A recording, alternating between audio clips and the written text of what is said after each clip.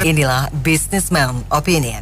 Viral di media sosial seorang anggota DPR terpilih dari PDIP Tia Rahmania yang memprotes pihak Lemhanas karena memberikan pelatihan anti korupsi tetapi menghadirkan pemateri atau narasumber Wakil Ketua KPK Nurul Gufron yang telah divonis bersalah melanggar kode etik dengan menyalahgunakan jabatannya untuk mutasi ASN kenalannya. Ada netizen yang bilang, ini seperti seorang pencuri mengajarkan untuk tidak mencuri. 6339160 dan WhatsApp call 0816924924 kami buka untuk Anda. Ya. Saya pikir memang harusnya lembaga-lembaga termasuk Lemhanas itu kalau menghadirkan pembicara itu harus dicek juga kondisi sosial dan hukum yang dihadapi oleh si pembicara itu. Jangan sampai dia misalnya sedang viral dihujat atas perilaku seksualnya misalnya, atau perilaku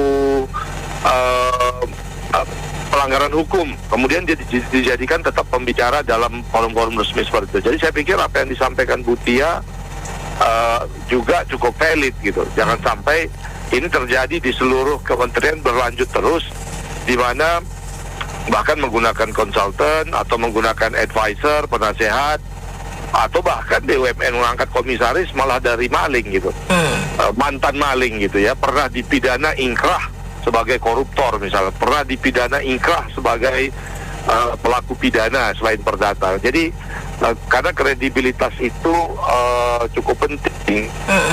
Karena kalau tidak nanti acara-acara yang dilakukan oleh lembaga-lembaga ini jadi dipertanyakan validitasnya. Kalau yang bicara itu sebenarnya mantan napi, mantan koruptor. Oleh karena itu buat mantan koruptor dan mantan napi ya sudah dihilangkan tempat-tempat mereka di posisi-posisi publik untuk bicara di publik. Terima kasih. Nah ini sudah yang benar-benar menarik bagi saya nih. Ada viral sekali ya. Calon wakil rakyat yang berbicara tentang kebenaran tapi dibungkam. Nah balik lagi ke PDIP-nya. Lah katanya ke Partai Rakyat, Partai Pembela Kebenaran, tapi kok bisa-bisanya anggotanya yang bahasanya membela, mengungkap kebenaran IP itu wah, bungkem gitu loh. Bahkan loyal banget ya, bilang jaketnya aja nggak dicopot gitu ya. Betul, ya, kan lucu gitu loh. Udah jelas Gufronnya melanggar kode etik gitu loh. Dan juga hukum yang menurut saya sih hanya pelanggaran kode etik itu cuma di bahasanya dikasih warning, peringatan segala macam. Karena apa, potensi dari kode etik itu aja kan bisa menjadi cikal bakal, cuma dikasih pelanggaran lisan doang atau cuma dikasih pelanggaran surat doang, akibatnya apa? Nanti orang kan berulang gitu loh. Nah nanti paling nggak tahu pelanggaran lagi cuma teguran doang. Begitu terus orang kita tuh begitu, pejabat publik kita tuh begitu. Jadi nggak ada efek jerah buat mereka gitu loh, yang benar-benar partismen gitu loh. You udah salah melanggar begini ya kan, menggunakan kekuasaan wewenangnya ya kan, meskipun bahasanya bagi orang mungkin yang lihat gak vital, tapi bagi kita nggak tuh vital. Kenapa? Dari kekuasaan aja udah ketahuan nih ya kan. Sekarang mindahin masalah kenalan ASN-nya, mutasi ya kan, mungkin ke posisi yang jabatannya mungkin lebih enak bagi kenalannya itu. Nanti bisa jalur itu bisa jadi jalur duit gitu loh ya kan. Lu jangan lupa ya, setor gue berapa ya, ntar gue udah kepindahin loh. Ya kan kasusnya juga nanti kayak Firly Bahuri itu ya kan, jadi kayak main ketik berita mata. Lu mau sidangnya kasusnya nggak diungkap, lu setor gue ya sama SEL kan begitu. Ini kan ketahuan. Jadi KPK itu sekarang juga bukan isinya yang benar gitu loh. KPK itu sebenarnya sekarang fungsinya itu nggak ada gitu loh, percuma. Karena isinya orang-orang bejat semua gitu, yang isinya tahu celah-celah korupsi gitu loh. Ya kan, makanya saya bilang ya nggak bisa balik seperti dulu. KPK itu udah benar-benar macan, bukan macan lagi, boro-boro macan ya. Udah kayak apa ya, hewan nggak punya taring ya, nenek-nenek ompo atau kakek-kakek ompong lah kalau saya bilang sekarang sih.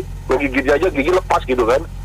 Nah ini saya bilang ya, cerminan bangsa kita tuh paling ini parah sekali sih, ngerti gitu loh. Dari partai politiknya bilang pembela kebenaran tapi begitu, dari KPK-nya yang juga bilang yang benar-benar punya niat untuk membahas korupsinya juga begitu. Jadi sebenarnya kita dengar ini miris sekali gitu sebagai orang warga Indonesia ya, ngerti gitu loh. Ada perbaikan yang signifikan dari mereka juga segitu loh.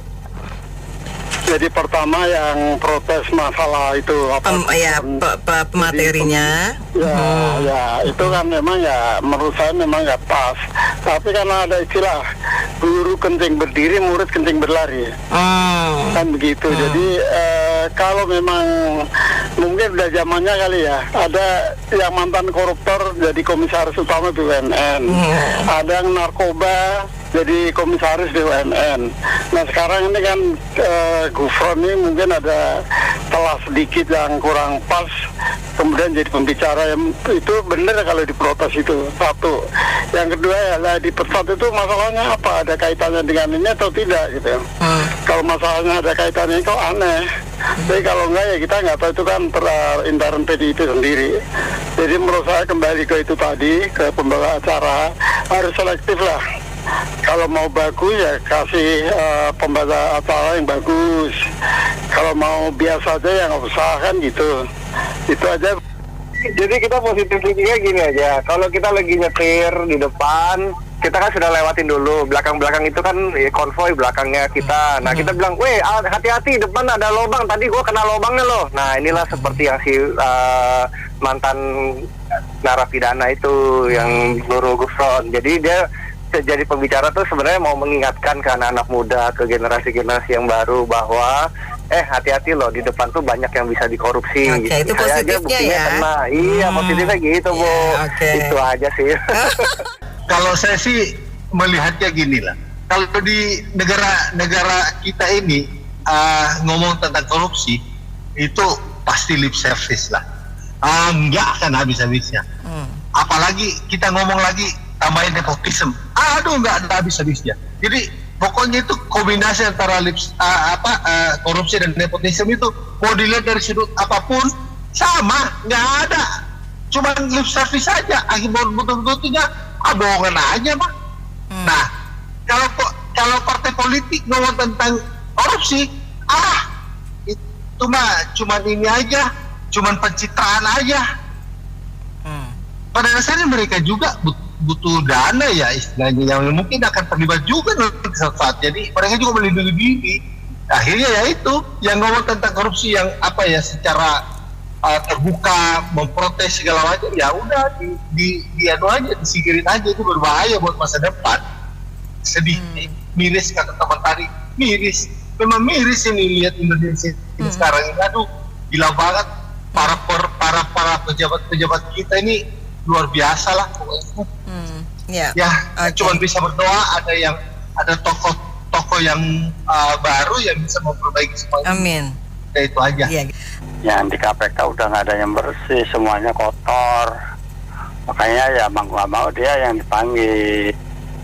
Yang kedua itu, yang baru itu mau dilantik itu, dia juga harus ngerti partai itu bukan partai, di Indonesia nggak ada partai bersih. Karena kan kalau bersih itu diaudit pasti mau. Ini kan partai nggak mau diaudit, nggak ada laporan keuangan, kan? Uangnya dari mana? Uangnya juga pendapatannya kan nggak jelas juga partai-partai itu. Kalau partainya mau bagus ya kita harus pendapatannya harus transparan partai nanti biar kedepannya bersih. Terima kasih. Jadi kalau bicara narasumber yang berintegritas, sebenarnya Indonesia nggak kekurangan. Indonesia juga nggak kekurangan orang-orang yang bersih yang bisa duduk jadi pejabat. Tetapi biasanya orang bersih macam Ahok, macam Jonan itu nggak laku. Jadi mereka itu akan dibuat sampai nggak bisa menjadi pejabat karena mereka bersih. Kita semua tahu negara kita ya, tadi Pak Jainal, Pak siapa sebelum-sebelumnya juga udah ngomong, memangnya KPK bersih, memangnya partai bersih, kan nggak ada yang berani diaudit. Negara kita, kalau kita contoh kemarin Menkominfo itu Budi Ari, lah sebenarnya kalau Pak Jonan itu dulu jadi Menhub bagus karena dia profesional, tapi apa bertahan lama? Enggak juga. Buktinya dia berhasil pas Paus datang. Jadi orang-orang yang bersih Ada, tapi laku nggak? Enggak. Nah, itu aja problem kita. Karena yang bersifat dipinggirkan. Nggak laku. Jadi menurut saya pejabat-pejabat dan politikus Indonesia itu, maaf ya harus ngomong kata kasar, tidak tahu malu. Jadi mau siapa ngomong siapa, itu netizen atau warga rakyat pun bisa komentar bahwa ibaratnya itu ya maling teriak maling. Jadi rata-rata pejabat itu sudah sampai pada tahap yang tidak tahu malu. Padahal kita punya budaya malu. Agama mengajarkan juga harus tahu malu, harus tahu introspeksi diri, harus tahu lebih banyak menyalahkan diri sendiri daripada menyalahkan menunjuk kesalahan orang lain. Dari pagi ya Pak Jansen, Bu Mela dan lain-lain itu semua sudah bagus-bagus, terus sudah sampaikan semua unek-unek yang mereka ketahui maupun yang mereka dapatkan dari informasi dari radio, termasuk dari TV, media sosial dan lain-lain, itu sudah bagus-bagus.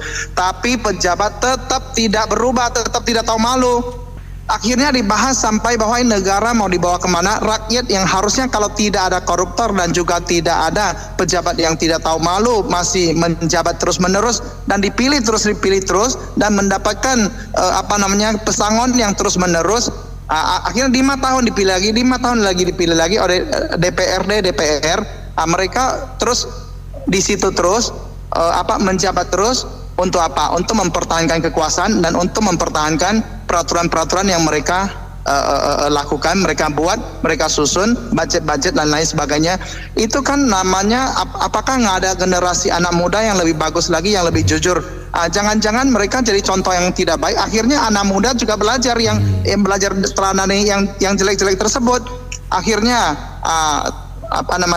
partai politik memang adalah biang keroknya yang utama. Akhirnya saling mengikat menjadi benang kusut.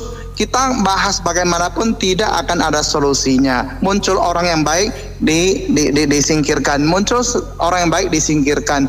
Ini kita hopeless, kurang begitu harapan. Saya berharap kali ini Pak Prabowo ya, kita menaruh harapan kepada Pak Prabowo sebagai presiden terpilih dan juga latar belakangnya juga dengan di usianya seperti itu sudah cukup sepuh, berani untuk menegakkan yang sebenar-benarnya demi seluruhnya, demi kemaslahatan rakyat. Tidak usah pandang partai, tidak usah pandang politikus, tidak usah pandang itu hak asasi manusia dan lain-lainnya.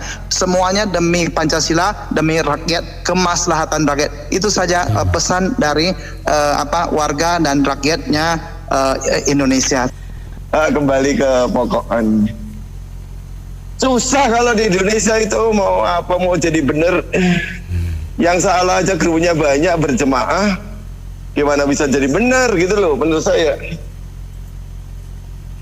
Mereka korupsinya udah berjemaah gitu, berbagi-bagi ke sana sini, berbagi. Jadi untuk kembali ke yang 100% bener ya susah. Kesimpulan saya ya enjoy aja, terima aja apa adanya. Mereka yang korupsi, yang nggak ketahuan ya selamat gitu, yang ketahuan masuk penjara. Udah komentar saya. Menanggapi yang pertama, ya itu kalau lihat dari segi positifnya ada betulnya juga. Jadi komentar sinetron tadi, curi ngajarin bagaimana caranya tidak mencuri gitu kan. Artinya kan dia pernah ngalamin, jadi dia lebih tahu trik-triknya gitu loh. Itu komentar untuk yang pertama. Sedangkan yang kedua, yang Butia itu kan masalahnya ada yang bilang katanya sebelum kejadian ini. Nah itu kan masalah politik biasanya. Jadi saya tidak bisa kasih komentar gitu. Iya, saya kepengen meluruskan, orang-orang kan ngomongnya bahwa sebenarnya Pak Nurul Gufron itu kan nggak korupsi ya. Jadi kan ya jangan dihubung-hubungkan dengan korupsi, kayak gitulah kira-kira ya. Sebenarnya Ibu Tia Rahmania itu nggak ngolokin kayak gitu ya. Dia itu bertanya bagaimana caranya Bapak bisa lolos dari Dewan, dan bagaimana caranya juga Bapak bisa sukses lolos dari Petun.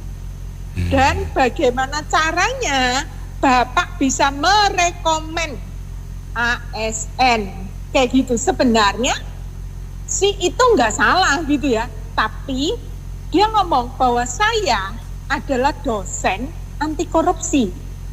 Ya sebenarnya nggak salah kan? Jadi dia benci dengan orang yang kerjanya di KPK tapi melanggar etik, walaupun etiknya itu rekomendasi ASN yang dia kenal untuk apa kayak gitu, itu kan udah ya ngerti lah, itu udah cenderung ke korupsi kan, karena kamu menggunakan jabatan untuk mempengaruhi atau menekan. Waktu itu kalau nggak salah kan ini peristiwanya di Kementerian ESDM. Nah, sekarang pertanyaan saya, sebenarnya partai ini New Orba atau bukan ya? Kenapa saya katakan seperti itu? Sebenarnya Tia ini nggak salah loh, nggak salah. Kenapa? Karena ngomongannya dia itu benar. Cuman saja ngomongan dia itu benar-benar tegas gitu ya, karena dia seorang dosen gitu ya. Jadi di sini saya merasa kayaknya aneh ya, sampai rekaman itu saya ulang-ulang gitu ya. Sebenarnya Mbak Tia ini, Ibu Tia ini nggak salah gitu ya. Terus pertanyaan saya gini ya, kalau sampai kader-kader yang seperti ini dan cerdas kritis seperti ini digusur, kira-kira isi dewan-dewan kita itu yang kayak gimana ya? Terus bener kan kalau biang kerok daripada negeri kita adalah selain hukum partai politik, dan Lemhanas itu juga menutupi gitu ya. Pada saat Ibu Tia ini negor ke atau bertanya ke Nurul Gufron ini, dan dia kayaknya dicegat gitu loh. Nah seperti itu, berarti kan Lemhanasnya juga tahu kan sebenarnya Nurul Gufron ini gimana. Jadi jangan katakan bahwa Lemhanas ini mungkin kecolongan nggak tahu. Ya nggak mungkin lah, kalau kita sih desa ya nggak tahu, mungkin bisa nggak tahu, nggak update gitu ya. Tapi kalau Lemhanas kan nggak mungkin gitu lah. Terus Bu Tia itu juga ngomong gini, seharusnya teori yang diberikan adalah teori untuk bekal saya 5 tahun ke depan. Bener kan? Lah, terus kalau Bapak cuma ngomongnya itu doang gimana? Terus Pak Nurul Gufron itu juga ada ngomong gini, sebenarnya anti korupsi itu bukan tugasnya KPK, memberantas korupsi bukan tugasnya KPK, dan bukan tugasnya penegak hukum, tapi tugasnya kita semua lah. Perkataan itu kan sebenarnya juga nggak boleh dong dikatakan itu ya toh. Ya walaupun nanti ada yang bela, ya sebenarnya KPK juga nggak salah. Ya kalau mau di ngomong kayak gitu sih, terus ngomongnya etika katanya salah. Makasih. Gantengnya Bas Bedi di WA Yayu cantik. Budaya lagu lama, ribut-ribut partai politik. Kali ini nabrak Kong. Oh nabrak ya? Itu kan partai politik ribut gitu. Iya. Ada mirip-mirip ya.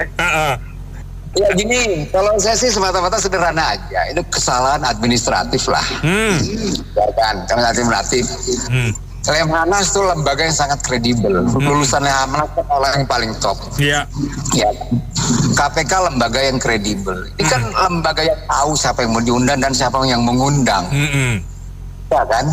Kalau hanya memberikan pencerahan yang lain gitu kan. Ini kan sama-sama tahu lah. Nggak usah diperdebatkan siapa, saya nggak mau subjektif. Kedua, salah si orang yang dipecat oleh partai PDI, menurut saya dia juga nggak pas. Kan dia berada di potongan kereta PDI warna merah, ya harusnya konsultasi dulu bicara-bicara yang seperti itu. Iya, itu kan membahayakan partai lah. Resiko politik bos yang diterima, iya kan sekarang kan Prabowo lagi mengajak semua berkoalisi dengan baik. Ya, kalau bicara nilai semua orang udah pada tahu. siapa dan siapa yang mengundang. Menurut saya ini kesalahan administratif aja lah. Nggak usah diperdebatkan melebar ke sana kemari, nggak usah. Sama-sama tahu lah semua siapa yang mengundang dan mengundang. Demikian. Lari-lari ke pasar pagi. Cakep. Beli laos dicampur tomat. Ada ilmu mencuri mau dibagi-bagi. Ada yang lolos tapi dipecat. Ini ada dua opini ya Bung BR. Iya, silakan Pak. Yang satu masalah Lemhanas manggil orang KPK untuk memberikan ceramah mengenai anti korupsi. Kebetulan orangnya ini kan ada kasus. Tadi saya ada dengar di YouTube itu ibu yang tanya tuh soal ini bagus banget, masuk akal semua lah. Malah diinterupsi cepat turun. Tapi menurut saya bagus kok itu. Nah mungkin Lemhanas sendiri tadi benar Bapak yang tadi itu mungkin hanya kesalahan administrasi, atau mungkin Lemhanas lupa bahwa itu ada kasus, atau mungkin amplopnya lebih murah. Tema hari ini saya kira sih ya mungkin di dalamnya ada kandungan politik lah.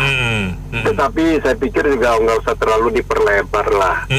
Yang namanya Lemhanas dia mengundang yang anggota KPK. Ya bagi dia juga nggak salah juga karena kan kasusnya kan masih bergulir toh. Belum ada belum ada vonis toh. Dewan di KPK gitu.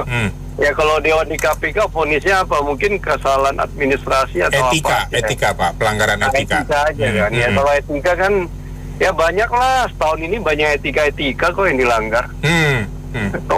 Kalau etika dilanggar kan nggak melanggar hukum, ya akhirnya beginilah. Nanti saya pikir akan lebih banyak lagi yang melanggar etika. Tetapi yang mudah-mudahan di Pak Prabowo nanti ya jangan terulang lagi yang etika. Karena antara etika dan pelanggaran aturan atau pidana atau hukum kan beda-beda, dianggap ada yang melihat beda tipis, tetapi ada yang melihat ini bedanya tebal kan gitu kan bro. Tetapi apapun yang dikatakan kan negara kita kan negara hukum. Ya kalau udah pelanggaran aturan, undang-undang dan lain ya baru dikenakan pelanggaran aturan hukum. Kalau etika kan susah. Jadi apakah Lemhanas mereka nggak tahu? Saya kira nggak mungkin lah undang pembicara kok nggak tahu sih, nggak mungkin juga kan. Ya kan. Tetapi ya ini yang menunjukkan ya gua undang lah mungkin ya ongkos yang lebih murah barangkalinya. Yang penting ada anggota KPK datang. Lantas yang partai politik ya itu ya konsekuensi lah. Oleh partainya, kalau sampai ya harus diberhentikan ya udah risiko. Ini yang terjadi. Jadi saya pikir ya kita sampai tanggal 20 setelah pelantikan Prabowo ini politik-politik yang gaduh-gaduh ini mungkinnya harus berkurang ya. Ya kita harus udah semakin fokus ke inilah. Nanti kita lihat kabinet dan lain-lain supaya Indonesia bisa lebih maju ya bro. Ini mungkin seling berapa hari harus diangkat terus bro, supaya pemerintahan baru nanti di Prabowo itu concern, karena kan udah jelas. PR sekarang kan mereka udah lempar ke DPR yang baru kan. Jadi undang-undang perampasan aset, pengaturan uang kartal, itu semua harus segera dituntaskan di era Prabowo, termasuk era DPR RI yang baru ini. Saya kira itu penting bro. Pak, ini benar tuh Bu, siapa yang bilang tadi itu miskin moral tuh Pak. Tarik dengan satu petikan quote and quote miskin moral ya. Ini ngeri bener nih, orang yang bicara soal kebenaran aja harus diberangus gitu loh. Ini sampai kapan begini gitu terus? Partai politik mempunyai hak otonomi, hak otoritas untuk memberhentikan dan mengangkat. Tapi kalau kader-kader terbaiknya menyatakan aspirasi yang baik, kita harus dukung harusnya kan. Lain pemikirannya nih, mereka mungkin hal-hal ini jadi penghalang, disikat aja sekalian lah. Ya kan, jadi ini waduh betul-betul kayaknya ini nih. Sementara kalau yang nggak benar tuh, ya kan dipertahankan gitu loh. Jadi Bung Benny mau milih yang mana nih? Mau yang benar apa enggak gitu loh. Sampai kapan Pak? Fadis partai di bawah Pak, mau dibawa kemana partai gitu Pak? Itu aja sih Pak. Menanggapi masalah opini tersebut, itu kan Pak Gufron tidak terbukti korupsi kan? Tidak. tapi dia menyalahgunakan kekuasaan sebagai ketua KPK untuk masalah keluarganya atau apa gitu ya, benar ya. Nah, sebetulnya memang dari segi etika dia kurang layak. Tapi kan bukan masalah korupsinya ya, bukan masalah anti korupsinya. Ini kalau joknya ya orang-orang di jalanan, itu Pak Gufron jangan-jangan mengajarkan bagaimana korupsi tapi nggak ketahuan. Itu joknya ya. Itu jok Pak. Ya, oke. Tapi saya yakin dia mengajarkan konsekuensi resiko dari kalau korupsi. Dan korupsi itu kan sebetulnya merusak negara. Yang seharusnya untuk pembangunan, untuk masyarakat, bangsa dan negara, tapi diambil oleh oknum koruptor. Ya, nah memang sih PDIP kan memang lagi sama-sama sedih sorot ya. PDIP pun juga gencar menyorot pemerintah. Orang yang nggak suka dengan PDIP pun juga lagi menyorot ya. Jadi mungkin ya dalam kondisi seperti ini kan lagi panas ya di luar sana ya politiknya, harusnya memang saling menjaga. Jadi kalau misalnya Pak Ali Gufron seperti ini ya, konteksnya apa dulu, dia masalah kode etik dan sebagainya itu kan bukan masalah dia pernah korupsi. Berbeda dengan pimpinan KPK yang sudah ditahan ya, saya nggak tahu divonis bagaimana, saya nggak tahu. Ya, jadi itu memang harus dibedakan. Tapi memang KPK kan bisa sebetulnya ya bisa mengutus orang lain. Ketua KPK kan nggak cuma satu. Dan kita harus mengingatkan juga ke KPK bahwa mereka lagi disorot sama masyarakat, ya bukan cuma masyarakat Indonesia tapi juga internasional. Jadi harus lebih bijak, lebih hati-hati kalau mau bangsa negara ini menuju Indonesia emas, ya bukan emas Jawa ya, tapi benar-benar Indonesia yang mencapai tujuan seperti yang dicita-citakan oleh proklamator kita. Pandangan Akong yang tua ini dong, bangsa kita masa ini mah istilahnya peribahasa kan sudah budaya, sudah lagu lama sejak demokrasi, bener nggak? Istilah kalau demokrasi kan ayam kehilangan induk, masing-masing ya gitulah, merebut kekuasaan, kedudukan. Ya enggak, ya kedudukan kan inti ya korupsi, benar nggak, ujung-ujung kan pasti situ dong. Ya itu kan istilahnya kalau bahasa pancoran, bahasa pagi ya udahlah, cincai-cincai lah, biarin mereka entah juga sadar. Nggak seperti luar negeri, seperti di Afghanistan, Pakistan atau Yaman, saling perang mematikan, itu lebih serem ya. Ya gitu, paling baik ujung-ujung kan duit mereka gitu, kekuasaan, ya enggak. Lama-lama juga itu ya mereka dapat duit kan belanja ya. Jadi pedagang tuh dagang nggak sepi ya, gitulah muter-muter seperti air yang di gunung. Nah, itu adalah budaya susah. Mereka tuh nggak sadar, istilah bahasa kasar udah nggak malu tuh dicontoh ke bener. Ya nggak, itulah. Itu udah benar. Kalau nggak begitu, kalau semuanya sebab benar, itu nanti disangkanya bukan orang Indonesia. Sangkanya orang Singapura, apa orang Jepang gitu. Jadi memang harus salah terus ya. Indonesia ini harus salah terus gitu ya Pak ya. Nah, juga masuk kantor nggak usah rajin-rajin, harus telat. Sangkanya bukan orang Indonesia, sangkanya ini orang Jepang kamu ya. Kamu orang Amerika ya gitu, bagus. Terusin aja. Iya, saya sepakat ya dengan Bapak sebelumnya. Kalau nggak seperti itu sih bukan Indonesia memang. Jadi kita tuh serba lengkap lah ya. Biar siapa namanya Ibu Tia, iya. Ibu Tia ya. Ibu Tia ini kan dosen ya Mbak ya. Dosen, berarti kan punya integritas ya. Nah, saya juga bingung ya, parpol sebesar yang sudah senior ya. Katanya kan pro wong cilik, ya kan ini PDIP ya. Jadi ya, saya rasa memang kita mengharapkan parpol ya seperti mengharapkan manusia, kecewa juga kan, karena gudangnya salah gitu. Jadi apapun ya, parpol dari manapun, kalau memang yang tidak istilahnya yang ini kan berarti kan pro sama maling-maling koruptor ya. Jadi siapapun lah parpolnya gitu. Jadi ya ini buat catatan juga buat ya saya rasa sekarang warga Indonesia tuh udah ini ya, udah cerdas lah ya, nggak bisa dihapus-hapusin loh. Nggak bisa dibohongin ya Bu Vina ya? Iya, terus juga catatan juga maksudnya nih coba dicek aja ya parpol mana yang juga menolak hukum pembuktian terbalik ya sama perampasan aset, itu buat catatan juga gitu loh. Jadi itu rapot merah.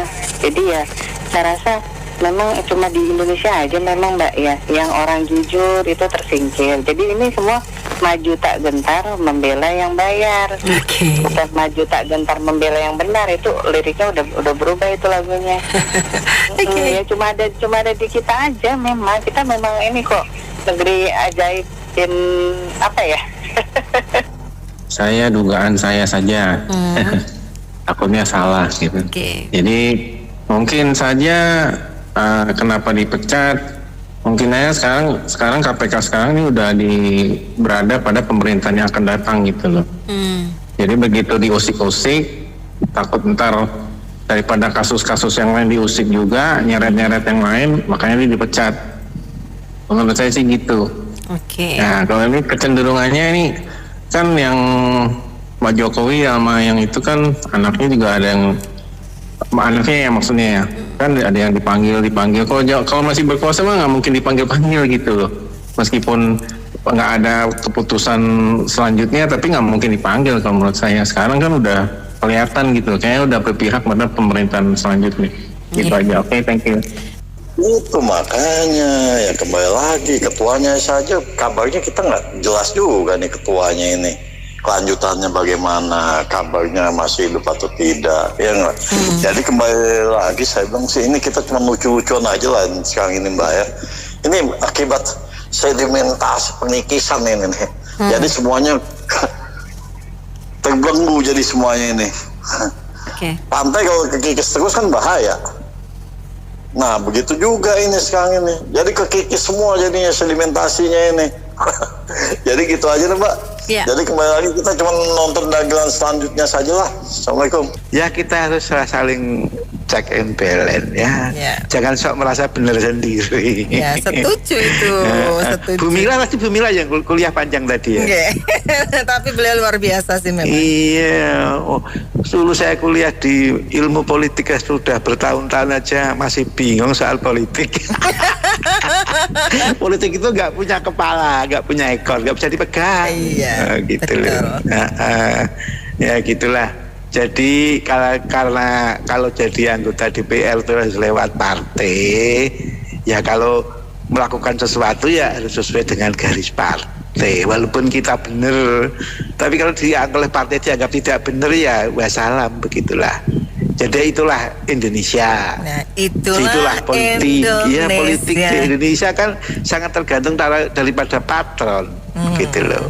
Nah, ketua partainya siapa, gitu. Makanya kalau misalnya kayak begitu nggak salah kalau misalnya ABS itu muncul, nggih Pak? Iya, kita memang senang ABS, anti black system. Jadi nggak seleb. Kalau seleb repot nanti. ABS kalau seleb bisa celaka. Iya betul. Gitulah. Sebetulnya semakin kemari akhir-akhir ini di negeri kita yang paling mengkhawatirkan adalah kejujuran, Mbak. Kalau nggak mau dibilang hilang sama sekali ya menipis.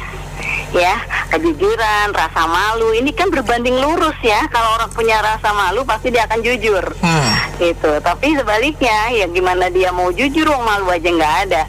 Dan negeri ini dari mulai politisinya, pejabatnya, sampai rakyatnya kayak udah terkikis gitu. Jadi agak bingung mau dari mana kita membenahinya. Kalau bilang Nurul Gufron melanggar etik, lah kan udah juga ada yang melanggar etik. Bukan cuma dia di negeri ini yang melanggar etik ya, gitu. Jadi kita mau bicara apa soal etik? Siapa yang melanggar etik? Oh, konstitusinya juga diacak-acak etik sudah. Mau apa lagi? Katanya tertinggi konstitusi itu pun bisa diacak-acak. Jadi saya nggak tahu negeri ini mau dibawa kemana. Saya kadang-kadang cuma berdoa kalau saya cuma bilang, ya Allah, saya nggak ikut berperan atas apa yang terjadi gitu loh. Saya kan nggak ikut-ikut gitu ya. Jadi saya tuh pengennya baik-baik aja. Sekarang sekolah saja susah buat mencari nilai yang jujur. Ngejar hanya akademi tinggi walaupun harus menggelontorkan uang gitu kan ya. Dan bagaimana dia kerjanya nggak mungkin menjadi korupsi nantinya. Uang memulainya juga udah mengeluarkan uang. Dan sekarang yang diributkan DPRD itu yang pencabulan pelecehan seks di Singkawang pun dilantik kan. Ya kita nggak tahu di belakang itu, di balik itu apa penyebabnya dia bisa lolos, bisa dilantik, padahal dia udah jelas-jelas melanggar asusila. Jadi yang ya itu tadi sangat mengkhawatirkan negeri ini, kejujurannya dan rasa malunya yang memang kalau nggak dibilang hilang ya menipis. Itu aja Mbak Nena, ya semoga ke depan generasi kita akan lebih baik. Itulah revolusi mentalnya Pak Jokowi kayaknya gagal total ya, alias Gatot. Jadi dasar-dasarnya itu kesehatan mental lah. Kesehatan mental itu kan kalau benar-benar kita bisa kita pakai ya, itu efeknya itu ya kemana-mana, seperti yang tadi Bu Akbar bilang, rasa malu, rasa segala macam yang negatif-negatif gitulah. Oke, sangat mengkhawatirkan negara kita ini dengan kejujuran dan tentang revolusi mental. Ini aku juga heran negara kita ini, intinya tuh kayak sinetron aku bilang. Udah kayak sinetron pokoknya deh. Apa-apa sekarang ini yang saya dengar yang orang kena blacklist dilantik kembali. Wah, itu sangat disayangkan sekali loh. Padahal kalau negara lain ya yang udah kena blacklist udah deh fix nggak boleh menjabat lagi. Kalau di sini udah kena blacklist tetap dijabat lagi. Ya hukum kita ini intinya bukan pisaunya bukan dibelah, diasah sampai habis itu. Makanya ya miris lah negara kita ini sekarang ini. Thank you. Oke, Pak Edwin dan semuanya, terima kasih banyak Anda sudah menyampaikan opini Anda dalam Businessman Opinion. Nena Amelia.